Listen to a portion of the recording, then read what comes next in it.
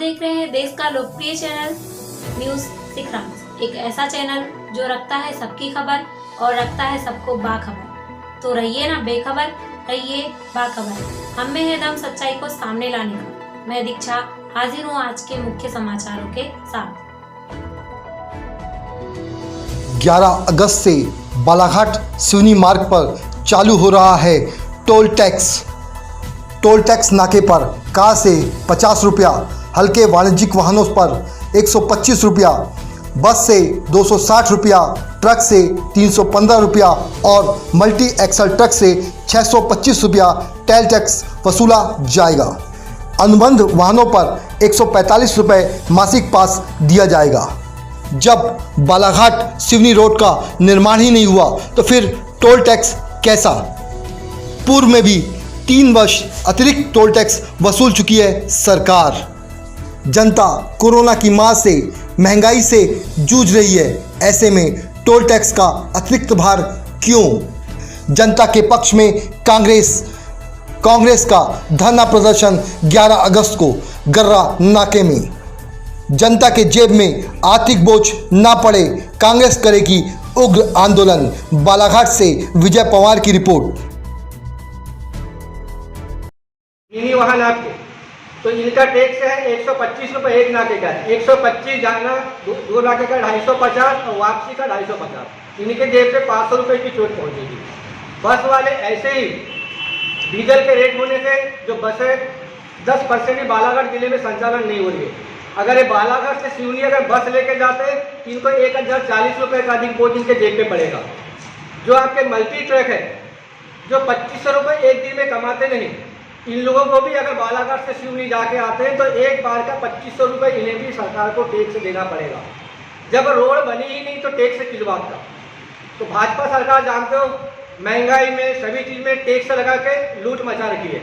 इसलिए हम लोग ने आज प्रेस वार्ता के माध्यम से, चाहे बस एसोसिएशन वाले हो, चाहे ट्रक एसोसिएशन वाले हो, चाहे अपने बैलगंगा यूनियन वाले हो, चाहे आम जनता हो, हम लोगों ने 11 तारीख को 2 बजे मध्य प्रदेश में देश का सबसे ज़्यादा पेट्रोल पर टैक्स है, डीजल पे सबसे ज़्यादा टैक्स मध्य प्रदेश में पूरे देश भर का 116 रुपये 17 रुपये तक हमारे यहाँ पेट्रोल पहुँच चुका है, जिसकी खबर हम राष्ट्रीय स्तर पर भी देख चुके हैं। मतलब कहीं ना कहीं हमारे यहाँ वाहन चलाने वाले पेट्रोल डीजल की मार भी झेल रहे हैं। और अब इस मार के चलते अब ये नाकों की मार, इससे होगा क्या? आम जनता को की वस्तुएं महंगी हो जाएगी। जैसे हमारा मालवा इंजन चलता है, गन्ने का मजदूर लेंगे, हमारे मालवा गाड़ियाँ चलती हैं, 3 व्हीलर चलते हैं, 4 व्हीलर चलते हैं, जो सामान ढोते हैं बालाघाट से वाराणसी, बालाघाट से लालबरा, बालाघाट से कटंगी और उस रूट पे लांजी के लिए हम जाते हैं, किन्नापुर के लिए जाते हैं। तो अब उस भाड़े में अगर सोचिए कि 100-200 रुपये और बढ़ने लगा तो जो पार्ले जी का बिस्किट हमारे मतलब आम आदमी की रिटेलर तक के 4.5-4.25 रुपये का पहुँचता है, वो 4.5-4.5 का पहुँचेगा। तो MRP बढ़ जाएगी। ऐसी दाल पर होगा, ऐसी चावल पर होगा, ऐसी गेहूँ पर होगा। जो भी उत्पाद, चाहे वो अनाज हो, चाहे वो राशन हो, चाहे वो दूध हो, चाहे वो सब्जी हो, चाहे दवाइयाँ हो, जो भी उत्पाद का ट्रांसपोर्टेशन जिले के अंदर होता है आम जनता तक पहुँचने के लिए, गाँव तक पहुँचाने के लिए, ये टोल टैक्स के दार बढ़ने से उन चीज़ों में महंगाई बढ़ेगी। जनता को चुनाव के माध्यम से सरकार बनाने का वोट के माध्यम से अधिकार दिया गया। 70 साल के आज़ादी के बाद हिंदुस्तान के अंदर ऐसी सरकारें बनी हैं, जनता से झूठ बोलकर उनका वोट तो लिए, लेकिन ये जो लुटेरी सरकार बनी है, ना ये किसी की सुन रही है, ना इनकी कुछ समझ में आ रहा है। विपक्ष अपनी पूरी ताकत के साथ आम जनता की जो तकलीफें हैं वो सड़कों पर उतरकर विरोध प्रदर्शन तो कर रहा है, लेकिन इस गूंगी, बहरी और अंधी सरकार को लोगों का विरोध तक समझ में नहीं आ रहा है। हर मामले में ये जनता को निचोड़ने वाली सरकार ने सबसे पहले नोटबंदी कर पूरे देश की अर्थव्यवस्था को चौपट कर दिया। उसके बाद GST के माध्यम से व्यापार को चौपट किया।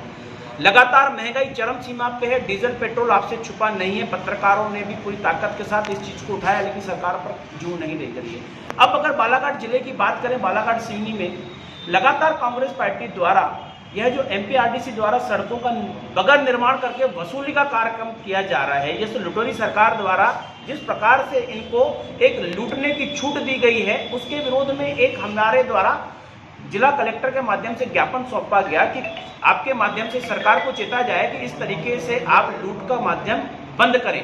लेकिन इस सरकार द्वारा 11 तारीख को इस टोल टैक्स नाके की ओपनिंग की जा रही है। किस चीज़ की आप टैक्स वसूली करेंगे, किस तरीके का आप रोड टैक्स में वसूली करेंगे, जबकि रोड बना ही नहीं।